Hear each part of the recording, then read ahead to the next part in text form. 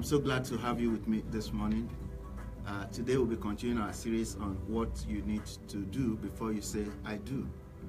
I'm sure you have been enjoying the past series. If you have not watched this past series, I want you to log on to our Facebook, 360 Marital Academy, and there you find all the back series, and so you can catch up. All right.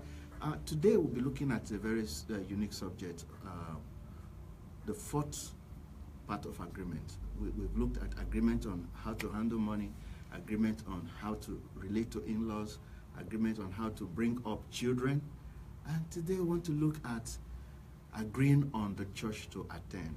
Someone might wonder what is so important about that, but I tell you that is very, very important.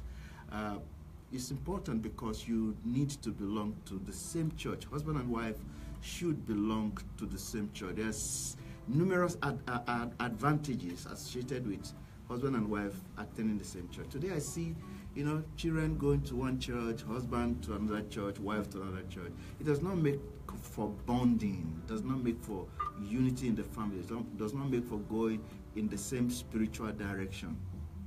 So I want to listen attentively, and you will see that there's a need for you to agree on the church to attend, the church family you want to belong to, where you'll be actively serving the Lord. Amen.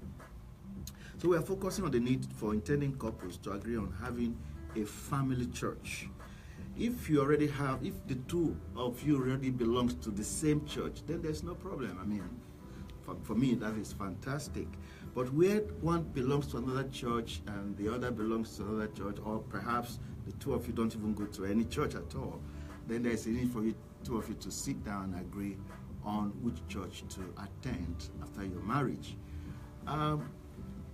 The traditional thing, of course, is for a wife to move to the husband's church after marriage. Again, if the woman is not so comfortable in that church, perhaps there's a need for you to sit down and discuss and agree, because you attending the same church and being comfortable in the same church is going to foster unity in your family. Why is this so important? Even though all churches bear the same word church, but the truth is that different churches lay different emphasis on different subjects. There are doctrinal differences. I mean, a whole nation was divided into two because of doctrine. I mean, can you believe that? A whole country was divided into two because of doctrinal beliefs. People, hold passionately to what they believe, and this is why some people have died for what they believe in. I mean, doctrine is powerful, teaching is powerful. All right, one church may emphasize speaking in tongues, and the other church may not believe in even speaking in tongues. I remember in my university days, speaking in tongues almost divided our fellowship of about 1,000 people. I mean, there was quarreling, there was bickering, arguments here and there, for and against. Oh, it took the grace of God to keep us united after all those arguments for and against speaking in tongues. There are men of God, for instance, today who will not pray for a woman except she has a covering on her head.